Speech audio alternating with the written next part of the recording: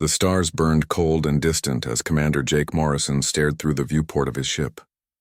The Daybreak was a small frigate, barely large enough to hold a crew of 30. It wasn't much, but it was his command, and right now it was one of hundreds of ships forming a defensive line around the Nephira system. The battle had been going on for 6 hours, and they were losing badly. Jake watched as another Coalition cruiser exploded in the distance. The flash was bright, then gone, leaving only debris floating in the void. He clenched his fists. They had lost 12 ships already, and the enemy hadn't even slowed down. The Creathians were winning, just like they always did. The Creathian Dominion had been at war with the free peoples of the galaxy for 300 years. They were an empire of insect-like warriors, each one standing nearly 8 feet tall with 4 arms and armored exoskeletons that could withstand most weapons. Their ships were massive and powerful, built for one purpose only: conquest. They had already taken 70% of known space, and they showed no signs of stopping. The coalition of free worlds was all that stood against them. It was an alliance of different species, all fighting for survival. There were the Velnari, who could read minds and communicate without speaking. There were the Thon, beings made of living crystal who processed information faster than any computer. And there were the Selkarians, who came from ocean worlds and brought their knowledge of fluid dynamics to ship design. Together they fought. Together they were still losing. Jake's communications officer, a young Velnari named Thren, turned from his console. His large eyes showed fear. "Commander, the flagship is calling for a full retreat. The Creathians are deploying something new." "What kind of something?" Jake asked, already knowing he wouldn't like the answer. "Unknown, sir. But the sensor readings are off the charts. It's massive." Jake pulled up the tactical display on his screen. In the center of the Creathian fleet, something was powering up. It looked like a sphere, dark and pulsing with energy. The readings made no sense. Whatever it was drawing power from the stars themselves. "All ships, this is Admiral Korvax." A deep voice came through the speakers. "Begin immediate withdrawal. Do not engage. I repeat, do not engage." But it was too late for some. 3 Coalition destroyers had pushed too far forward, trying to break the Creathian line. They were too close when the sphere activated. A wave of dark energy spread out from it, moving faster than anything Jake had ever seen. When it touched the first destroyer, the ship simply ceased to exist. No explosion, no debris. It was there one moment, gone the next. The same happened to the other 2. "Get us out of here," Jake shouted. "Maximum speed." The Daybreak's engines roared to life, pushing the small ship away from the battle. Around them, other Coalition vessels were doing the same, scrambling to escape. The Creathian weapon fired again, and this time it caught a Thon carrier. The massive ship, which had carried thousands of fighters, vanished in an instant. Jake felt sick. They jumped to hyperspace just as the weapon began charging for a third shot. The stars stretched into lines of light, and the battle disappeared behind them. Inside the ship, nobody spoke. They had just witnessed something terrible. Something that changed everything. For 2 days, the Daybreak limped through space. Their hyperspace drive had been damaged in the escape, and they could only manage short jumps. Jake spent most of his time on the bridge, trying to figure out where they could go. The Nephira system had fallen. The Coalition had lost another major stronghold. How many more could they afford to lose? On the 3rd day, Thren picked up something strange. "Commander, I'm receiving a signal. It's very faint, but it's definitely there." "Source?" Jake asked. "Unknown. It's not coming from any Coalition frequency I know. And it's broadcasting in multiple languages." Thren paused, his eyes widening. "Sir, one of those languages is human." Jake felt a chill run down his spine. He was human. One of maybe 1,000 serving in the Coalition fleet. Earth was a backwater world, far from the war, barely known to the greater galaxy. The Coalition had made contact with humanity decades ago, but it had been minimal. They had deemed Earth too primitive, too young, too far away to be of any use in the war. Most species in the galaxy didn't even know humans existed. "Play it," Jake said. The speakers crackled, and then a voice came through. It spoke in English, his native language, and the words were simple and clear. "You called. We're coming." The message repeated in other languages, ones Jake didn't recognize. Then it started over again in English. "You called. We're coming. What does it mean?" Thren asked. Jake didn't answer. He was thinking back to something he had heard years ago, when he first joined the Coalition. There had been a story, More of a rumor, really, about a distress call. Some said that 30 years ago, a Coalition scout ship had crashed near Earth's solar system. The crew had died, but their message buoy had kept broadcasting, calling for help. Most people thought it was just a story, a myth. Earth was too far away, too isolated. Nobody expected humans to answer. But what if they had?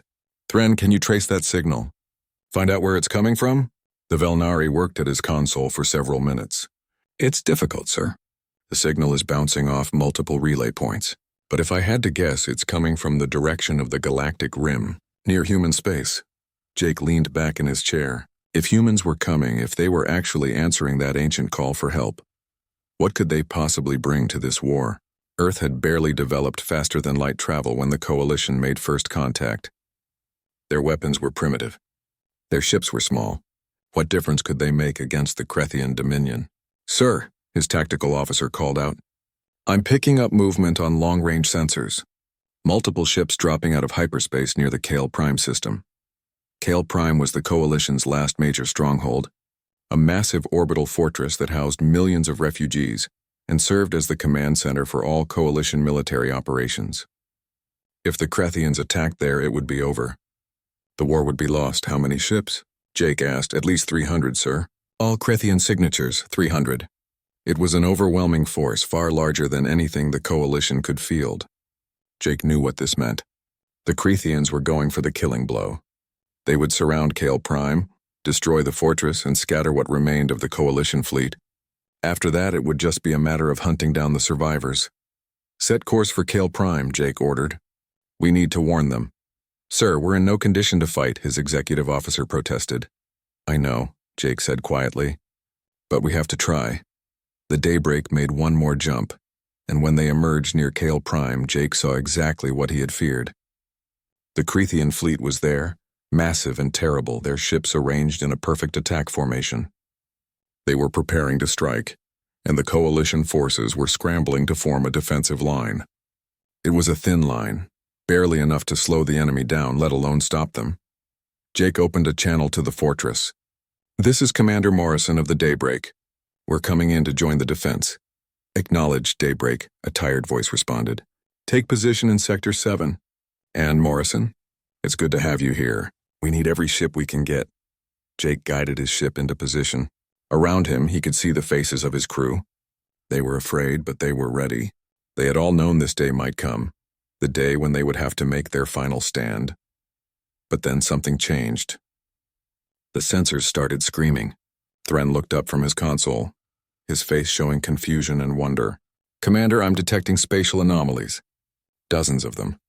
They're opening all around the system. Krethian reinforcements? Jake asked. No, sir. These are different.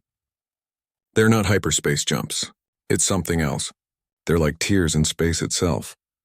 Jake watched his screen as points of darkness appeared throughout the system. They weren't black holes. They were portals, rifts in reality, glowing with an eerie black light. And from these rifts, ships began to emerge.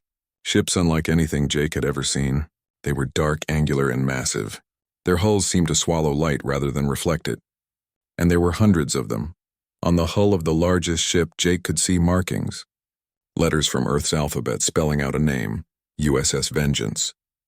And beneath it, an insignia of a black star surrounded by white wings. The message came through on all frequencies, broadcast to every ship in the system, Coalition and Krethian alike. A human voice, strong and clear. This is Captain Lisa Morgan of the Terran Defense Fleet. We received your call 30 years ago. We've been building, training, and preparing. You are not alone anymore. Jake stared at the screen in disbelief.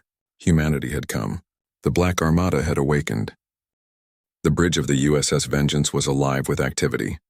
Captain Lisa Morgan stood at the center, her hands clasped behind her back as she watched the tactical display. Around her, dozens of officers worked at their stations, coordinating the movements of the entire fleet. They had trained for this moment for years, but now that it was here, Lisa felt the weight of every decision pressing down on her shoulders. Status report, she said calmly. All ships have completed the jump. Captain, her executive officer, Commander Scott Hayes, replied. The fleet is forming up. No casualties during transit. Good, comms, make sure that message keeps broadcasting. I want everyone in this system to know we're here. Yes, ma'am. Lisa looked at the screen showing the Krethian fleet. 300 ships, all heavily armed, all moving into position to attack the Coalition fortress. The Krethians were confident, she could see that in their formation. They had been winning this war for 3 centuries. They had no reason to fear anyone. That was about to change. "Captain," the tactical officer called out. "The Krethians are hailing us. Audio only. Put it through." A harsh, clicking voice filled the bridge. The translation software turned the alien sounds into words. "Unknown vessels, you have entered a combat zone. Identify yourselves or be destroyed." Lisa allowed herself a small smile. "This is Captain Lisa Morgan of the United Earth Space Forces. We're here to end your winning streak. You have 10 seconds to withdraw from this system." There was a pause. Then the Krethian voice came back and Lisa could hear the amusement in it. "You are human. We have heard of your species. Weak, primitive, irrelevant. You will be swept aside like dust." "Your 10 seconds are up," Lisa said. Then she cut the connection and turned to her tactical officer. "All ships weapons free. Target their command vessels first. Let's show them what humans can do." The Krethian fleet moved first, as Lisa knew they would. They were aggressive by nature, always attacking, never defending. Their ships surged forward, weapons charging. Energy beams lanced out from their cruisers, aimed at the human fleet. But the human ships were already moving, breaking formation with a speed and precision that clearly surprised the enemy. The Vengeance's guns opened fire. Railguns mounted along the ship's hull accelerated projectiles to nearly the speed of light. Each shot hit with the force of a small nuclear weapon. The first Krethian destroyer took 3 hits to its bridge section and went dark, spinning away into space. 2 more followed within seconds. All across the battlefield, human ships engaged the enemy. Fighters launched from carriers swarming the Krethian cruisers like angry hornets. Destroyers worked in pairs, one drawing fire while the other flanked and struck from the side. The battleships hung back, their massive guns targeting the larger Krethian vessels with devastating accuracy. But it wasn't just the weapons that made the difference. It was how humans fought. The Krethians had fought the same way for 300 years.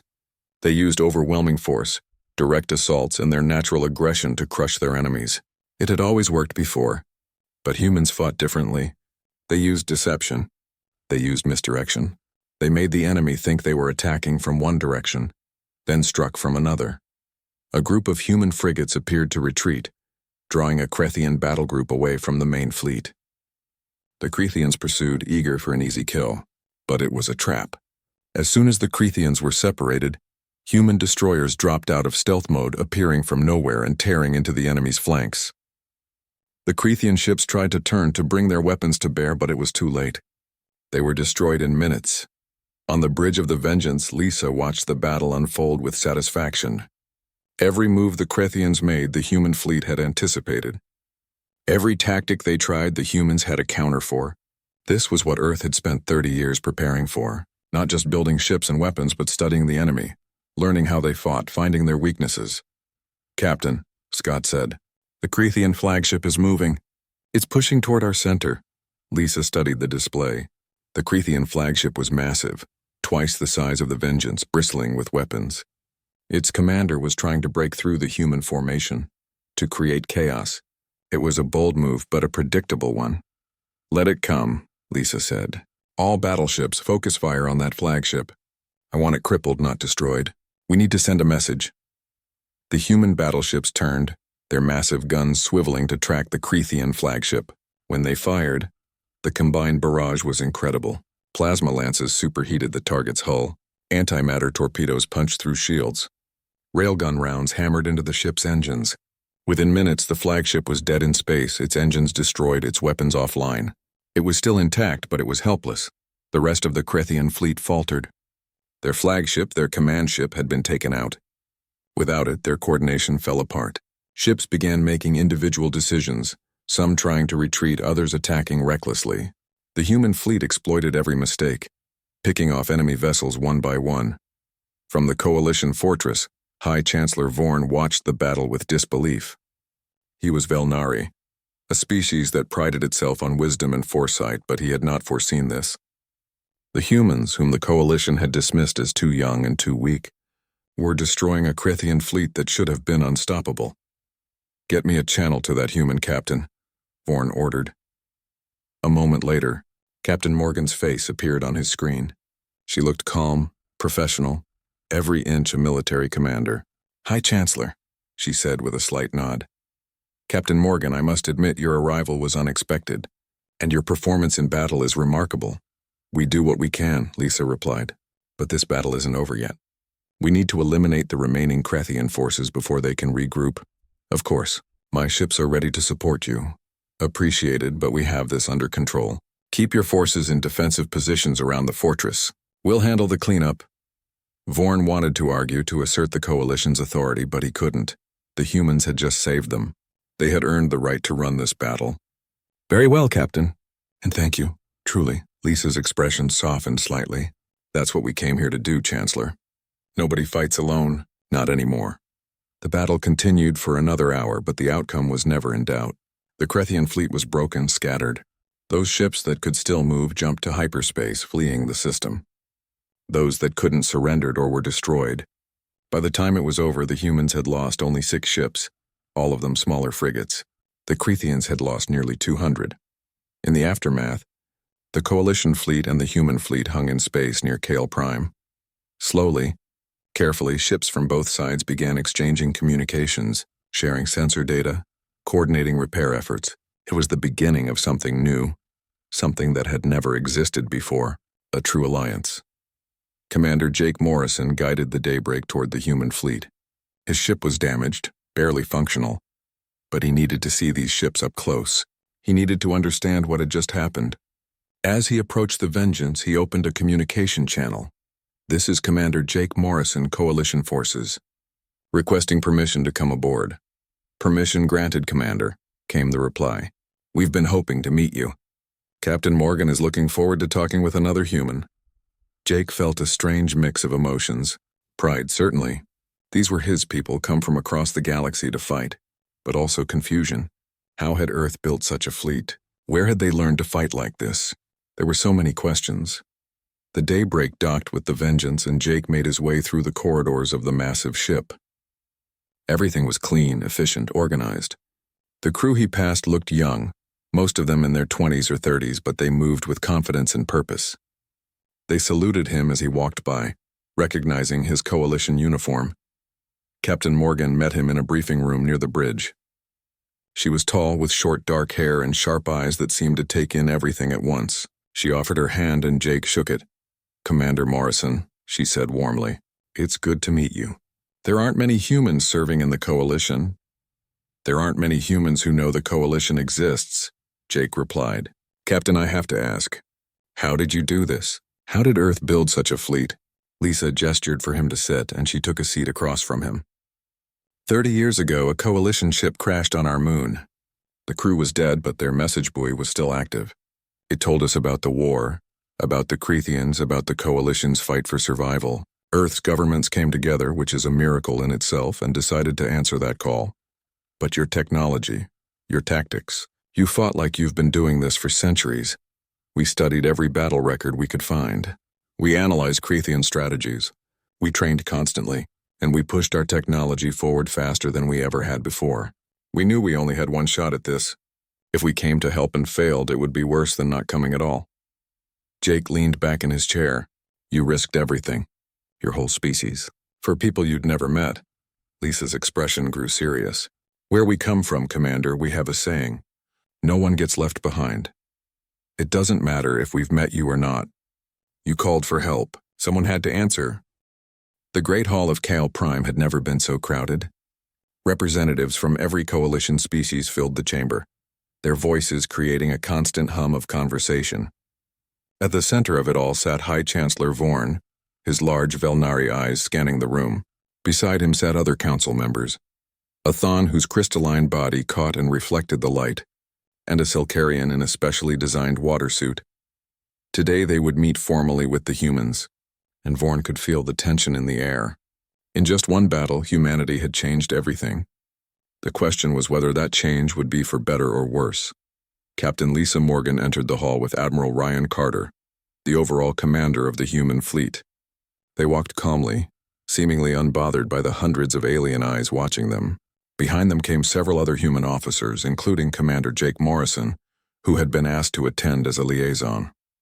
Vorn stood, and the room fell silent.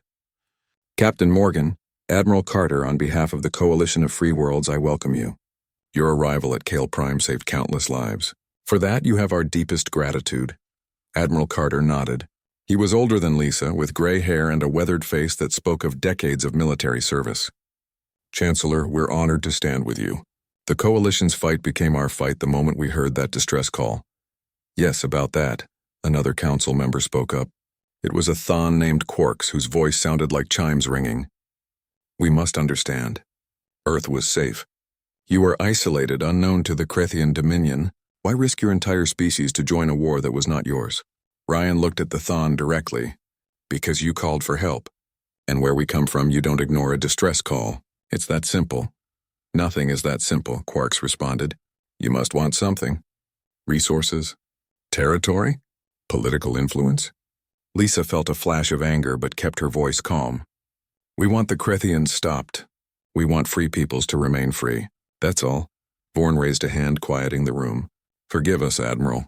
We have fought alone for so long that we have forgotten what true alliance looks like. But we must ask difficult questions. Your military capability is extraordinary. Your ships, your weapons, your tactics. They exceed our own in many ways. How did a species so young achieve so much?" Ryan glanced at Lisa, then back at the Council. "Necessity. When we found that Coalition message buoy, we knew we had maybe 30 years before the war reached our part of space. Maybe less. So we unified. Every nation on Earth contributed. We pooled our knowledge, our resources, our best minds. We pushed ourselves harder than we ever had before." A Selkarian council member made a gurgling sound, which the translator rendered as speech. "But your tactics. You fight with such aggression, such creativity. It is unsettling." "You think we're too violent," Lisa said. It wasn't a question. The Selkarian didn't deny it. "You destroyed a fleet 3 times your size with minimal losses. You didn't just defeat them, you dismantled them. Such efficiency in warfare speaks to a culture that understands violence very well." Jake Morrison stepped forward. "If I may speak, Council?" Vorn nodded. "I've served with the Coalition for 5 years. I've fought in a dozen battles, and in every single one we were losing, not because we weren't brave or dedicated, but because we weren't aggressive enough. The Krathians respect strength and punish weakness. Humans understand that. We've been fighting each other for thousands of years. We know how war works. That is precisely what concerns us," Quark said. "A species that has spent millennia fighting itself. How do we know you won't turn that aggression toward us?" The room went very quiet. It was the question everyone had been thinking, but nobody had dared to ask. Ryan's expression hardened. "Because we choose not to. Yes, humanity has a violent history. We've made terrible mistakes. We've fought wars that nearly destroyed us. But we learned from them. We learned that cooperation is stronger than conquest, that allies are worth more than subjects. You're asking us to prove we're trustworthy, but trust goes both ways. We came here to help you. If you don't want that help, just say so." Vorn stood again. "Admiral, please. We are grateful, truly, but you must understand our position. For 300 years we have watched species fall to the Krethians. We have seen empires crumble. We are afraid that even with your help we may still lose. And we are also afraid of what the galaxy will look like if we win. Will humanity seek to dominate as the Krethians did?" "No," Ryan said firmly. "We're not interested in empire. We're interested in survival. Yours and ours," Lisa added. "Chancellor, we know you're telepathic. You Velnari can read minds. Why don't you try reading ours? See for yourself what we intend." Vorn hesitated. "We have tried, Captain. We find only static. Humans possess a natural resistance to telepathy that we have never encountered before. It is part of why we find you difficult to understand." "Then you'll have to take us at our word," Lisa said. "We're here to fight the Krethians. We're here to stand with the Coalition. That's the truth, whether you can read it in our minds or not." The council members conferred among themselves, their various languages creating a strange symphony of sounds. Finally, Vorn turned back to the humans. "Very well. The Coalition accepts your alliance. We will fight together. But there are conditions. We must establish protocols for joint operations. We must ensure that our forces can work together effectively." "Agreed," Ryan said. "We're already prepared to begin coordination meetings. Captain Morgan has put together a team to work with your military command." As the formal meeting continued, Discussing logistics and strategy, Jake found himself standing next to a human pilot who had come with the delegation. The pilot was young, maybe 25, with the insignia of the carrier USS Defiant on his uniform. His name tag read Henderson. "Lieutenant Paul Henderson?" Jake asked. The young man turned and smiled. "That's me, sir." "You're Commander Morrison, right? The human in the Coalition fleet? We've heard about you. All good things, I hope." "Definitely. You're kind of a legend back home. The human who went out into the galaxy and joined the fight before Earth did." Jake felt oddly embarrassed. "I didn't think anyone on Earth knew about me." "Are you kidding? When Earth started preparing for this war, they looked for anyone who had experience with alien species and space combat. Your name came up. They wanted to recruit you back, but you were too far away. So they studied your combat records instead. Some of our tactics came from analyzing your battles." Jake didn't know what to say to that. "What was it like?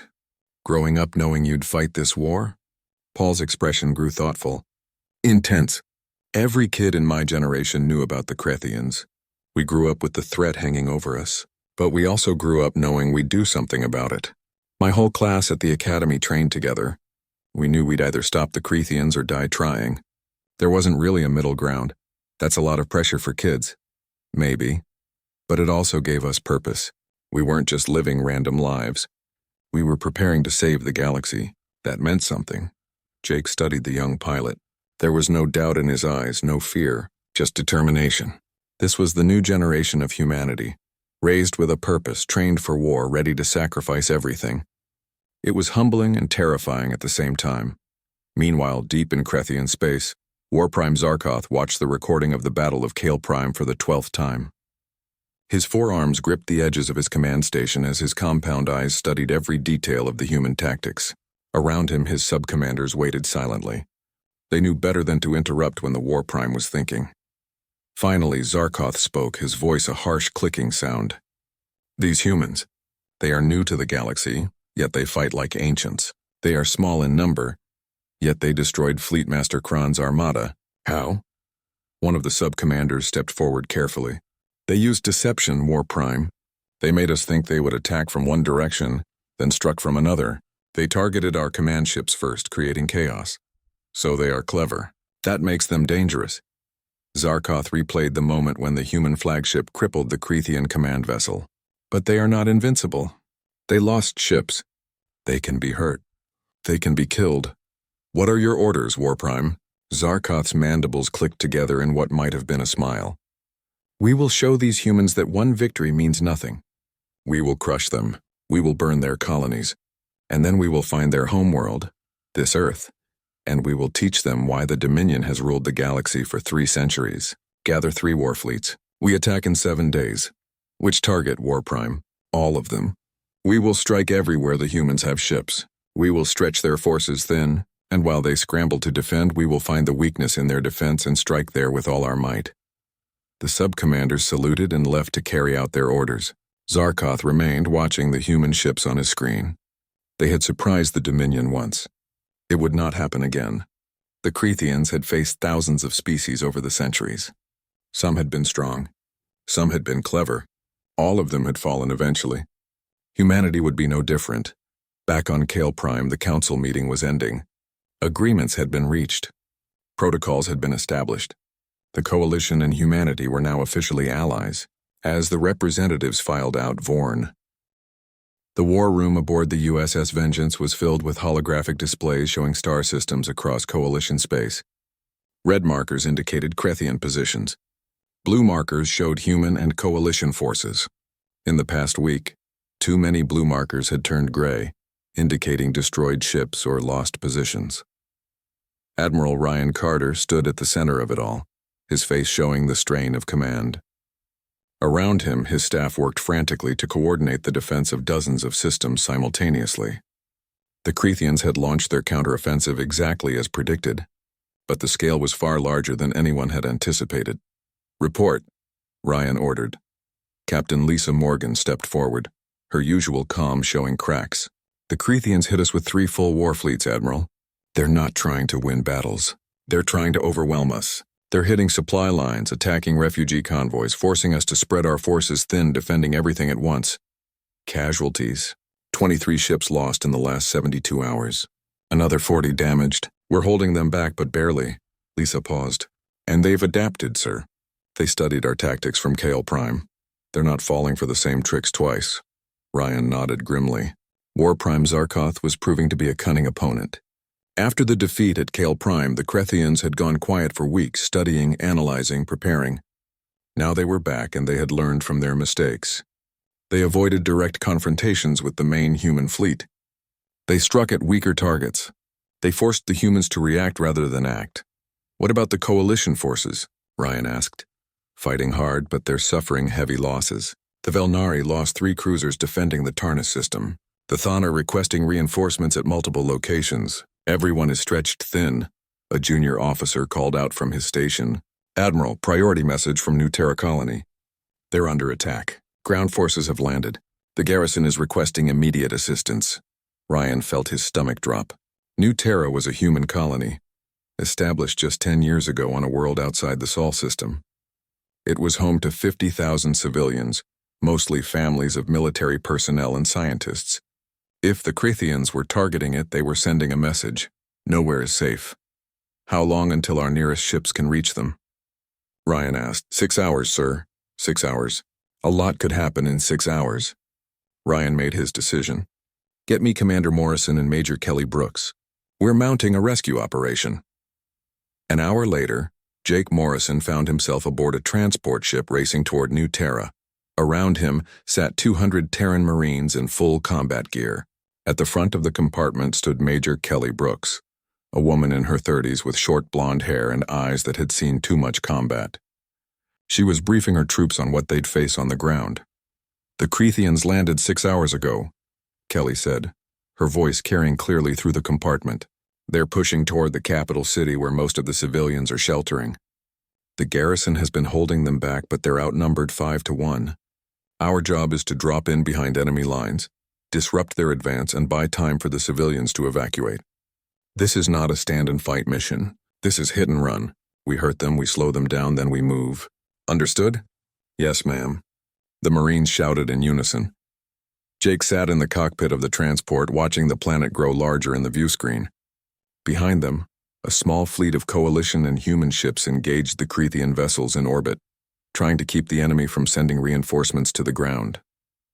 Explosions lit up the space around them as ships traded fire. The transport shook as a near miss rattled its shields. Hold on back there, Jake called over the intercom. We're going in hot. The transport dove into the atmosphere, its hull heating up from the friction. Anti-air fire from Krethian positions streaked past them. Jake banked hard, dodging what he could, trusting the shields to handle the rest. Through the clouds, he could see the capital city in the distance, and between the city and their position, he could see the Krethian army. They were like a dark tide spreading across the landscape. Thousands of warriors, their chitinous armor gleaming in the sunlight, supported by war machines that walked on multiple legs. The garrison's defensive line was visible as a thin barrier of sandbags and hastily erected walls. It wouldn't hold much longer. Jake brought the transport down 3 miles behind the Krethian lines in a valley that provided some cover. The rear ramp dropped and the Marines poured out, weapons ready. Kelly was the first one out, scanning the area with practiced efficiency. Alpha Team, secure the perimeter. Bravo Team, set up the heavy weapons. Charlie Team, with me. We're going hunting. Jake watched them move out with professional precision. These weren't kids playing soldier. They were trained warriors, and they moved like it.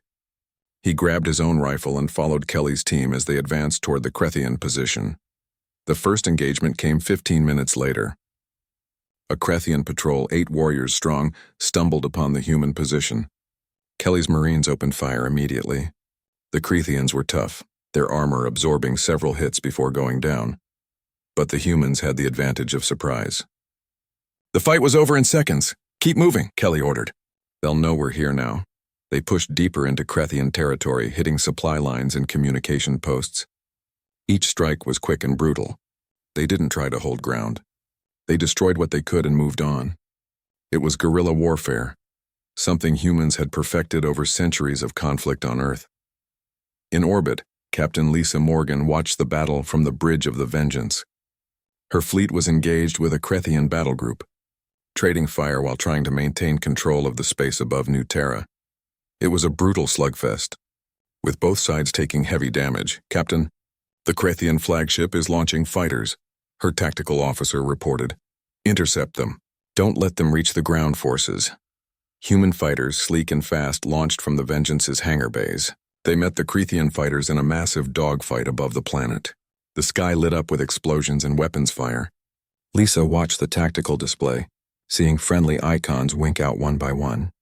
Each one represented a pilot, someone she had trained with, someone who had believed in this mission. On the ground, Jake's communicator crackled. "All ground forces, this is Vengeance.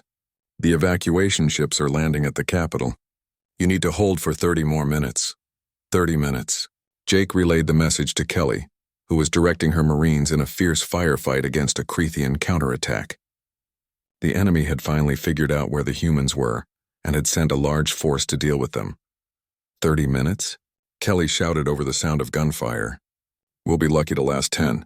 But they held. The Marines dug in, using every trick they knew to slow the enemy advance. They collapsed tunnels. They set traps. They fought from cover and retreated when overwhelmed, only to set up another defensive position and do it all over again. The Krethians kept coming, wave after wave, but the humans refused to break. Jake found himself fighting alongside Lieutenant Paul Henderson, the young pilot he had met at Kale Prime. Paul's fighter had been shot down, but he had survived the crash and made his way to the Marine position.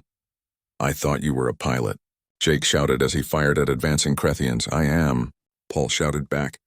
"But they teach us ground combat too. Figured it might come in handy." An explosion nearby knocked them both down. Jake's ears rang as he struggled to his feet. A Krethian warrior, larger than the others, charged toward them. Jake raised his rifle, but it had been damaged in the blast. The Krethian raised its weapon, and Jake knew he was about to die. Then Kelly appeared from the side, tackling the Krethian with a roar of fury. They went down together, struggling. The Krethian was stronger, but Kelly was faster. She got a grenade off her belt and shoved it against the Krethian's chest. Then she rolled away, and the explosion took the warrior apart. She helped Jake to his feet. "You good, Commander?" "I am now, thanks. Don't mention it. Now let's get out of here. The evacuation is complete. Time to go." The Marines began their fighting retreat, moving back toward the extraction point. Behind them, the Krethians pursued, but their advance had been delayed enough. The civilians were off the planet. The mission was accomplished. As Jake's transport lifted off, he looked down at New Terra one last time. The planet was lost. The Krethians would occupy it now, but 50,000 people had been saved. That had to count for something. Back on the Vengeance, Admiral Ryan Carter received another report, and this one made his blood run cold. Intelligence had intercepted Krethian communications. A shadow fleet, 36 dreadnoughts, had left Krethian space days ago. Their destination had just been confirmed: Earth. The Krethians were going after humanity's homeworld, and they had a head start. Ryan did the calculations in his head. If the human fleet stayed here defending Coalition space, Earth would fall. If they pulled forces back to defend Earth, the Coalition front would collapse. It was an impossible choice. But Ryan had already made it. "All ships," he broadcast across the fleet. "This is Admiral Carter.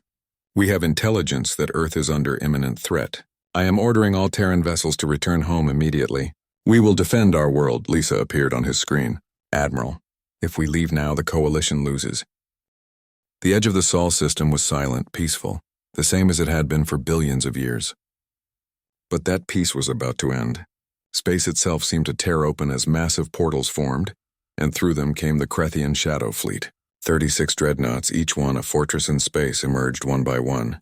Behind them came hundreds of smaller vessels, cruisers and destroyers and carriers, all bristling with weapons. On the lead dreadnought, War Prime Zarkoth surveyed the system that lay before him. There in the distance, the small blue planet that had spawned humanity. Earth. It looked so fragile, so vulnerable. Soon it would burn. "Deploy the fleet," Zarkoth ordered. "We advance in formation. Destroy any resistance. Our target is the planet itself." The Krethian Armada began its slow, inevitable push toward the inner system. Alarms were already screaming across every human installation in Sol. On Earth, in the orbital stations. On the lunar bases, on Mars, everywhere humans lived. People looked up and saw death approaching. Admiral Ryan Carter stood in the command center deep beneath Earth's surface. Around him, tactical displays showed the approaching enemy. The numbers were stark and terrifying. The Krethians outnumbered Earth's home defense fleet 5-1. The orbital defense platforms would help, but they wouldn't be enough. Not against this. Status of the Black Armada? Ryan asked. 20 minutes out, sir, an officer responded. They're pushing their engines to maximum, but they won't arrive in time to stop the first wave. 20 minutes. In 20 minutes, the Krethian fleet would be in firing range of the orbital stations. In 20 minutes, the battle for Earth would begin whether Ryan was ready or not. Order all defense platforms to charge weapons. Deploy every fighter we have, and get me a channel to all Earth military forces. I need to speak to them. A moment later, Ryan's face appeared on screens across the planet and in every ship and station in Sol. He looked tired, worn down by weeks of constant war, but his voice was strong. This is Admiral Ryan Carter. I won't lie to you. What's coming is the largest Krethian force ever assembled. They're here to destroy us, to make an example of humanity. They think that if they can burn Earth, they'll break our spirit. They're wrong. We came to this galaxy to help people we'd never met. We fought battles that weren't ours to fight. We saved worlds that had given up hope. And now it's our turn to be tested. So I'm asking you, all of you, to stand with me. Stand with each other. Show these Krethians what humanity really is. Show them that we don't break. We don't surrender. And we sure as hell don't let anyone threaten our home. For Earth, for humanity, for everyone who's counting on us. Let's finish this. Across the Sol system, on every ship and station, human voices raised in a unified shout of defiance. They were afraid. How could they not be? But they were also ready. The first shots were fired 10 minutes later. The Krethian fleet opened up on the outer defense platforms, massive energy beams cutting through space. The platforms fired back, their railguns and missiles creating a wall of destruction. Explosions bloomed in the darkness as ships and stations traded fire. The battle had begun. Captain Lisa Morgan watched from the bridge of the Vengeance as her fleet raced toward Earth. They were pushing their engines beyond safe limits, but it didn't matter. They had to get there. They had to help defend humanity's home world. Every second counted. How long now? She asked. 15 minutes, Commander Scott Hayes replied. But Captain, the defense fleet is already engaged. They're taking heavy casualties. Lisa watched the tactical feed from Sol. Ships were dying. Good people, brave people, were sacrificing themselves to buy time. She felt helpless, watching from millions of miles away, unable to do anything but watch and wait. On the lunar surface, Major Kelly Brooks commanded a battery of ground-based artillery. Massive railguns built deep into the moon's rock fired shot after shot into the Krethian fleet. It wasn't much, but every shot that hit was one more Krethian ship damaged, one more enemy that couldn't threaten Earth. Reload, Kelly shouted over the roar of the guns. Keep firing! A Krethian destroyer turned its attention to the lunar base.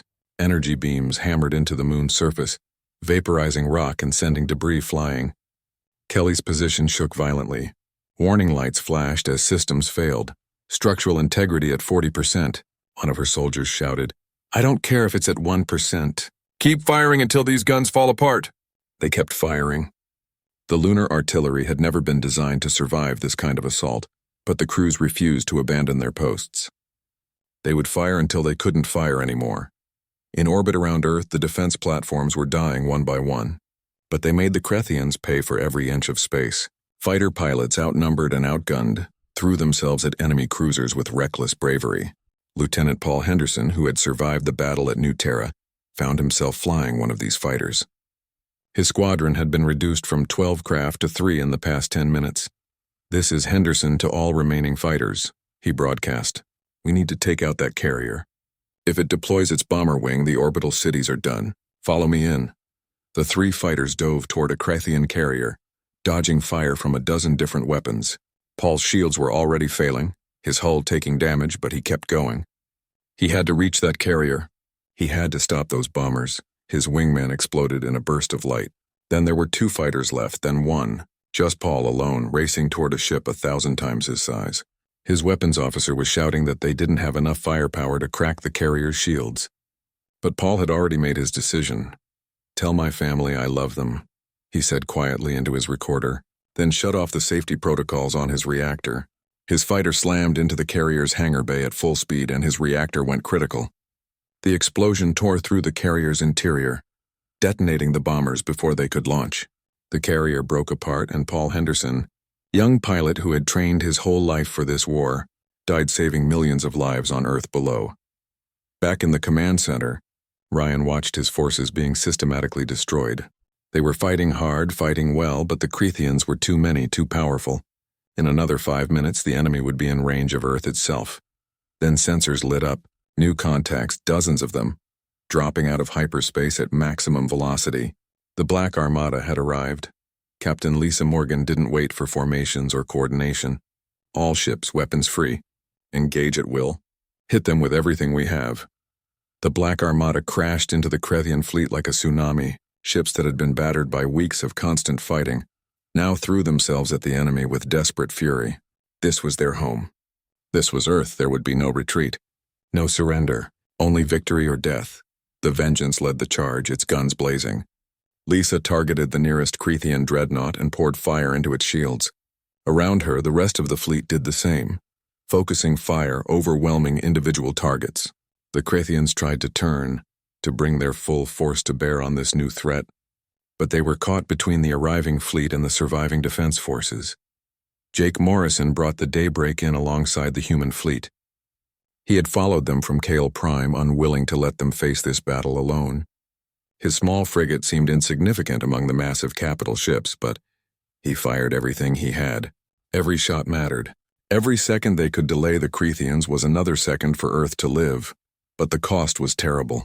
Human ships were dying as fast as Crethian ones. The space around Earth became a graveyard of metal and fire. Lisa watched her tactical display as friendly contacts disappeared one after another. The destroyer Ajax gone. The cruiser Defiant gone. The battleship Marathon, heavily damaged and drifting. On the Crethian flagship, War Prime Zarkoth watched his careful plan falling apart. The humans were supposed to be scattered defending Coalition space. They weren't supposed to be here in such numbers. They weren't supposed to fight this hard, but they were here, and they were turning his numerical advantage into a chaotic melee, where his larger ships couldn't maneuver effectively.